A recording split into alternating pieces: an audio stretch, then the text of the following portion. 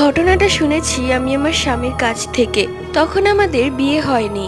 আমার স্বামী তখন খুব ছোট ছিল। ওদের বাড়ির পাশেই একটা পরিত্যক্ত মাঠ ছিল। সে মাঠটি আগে কবরস্থান ছিল, কিন্তু সেই কবরস্থানটি কোনো কারণেই বন্ধ করে দেওয়া হয়। এরপর থেকে বাচ্চারা সেই কবরস্থানের মাঠে খেলা করত। আমার স্বামীর ভাই, মানে আমার ভাসুর, তাদের বাড়ি যেতে শর্টকাট রাস্তায় সেই মাঠটা পার করে যেতে হতো।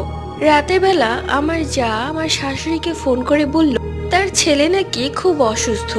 এই কথা শোনা মাত্রই আমার শাশুড়ি আমার স্বামীকে তার ভাইয়ের কাছে পাঠিয়ে দিল দেখার জন্য। রাত তখন 11টা বাজে, আর গ্রামের রাস্তা তো সন্ধ্যা মানেই রাত।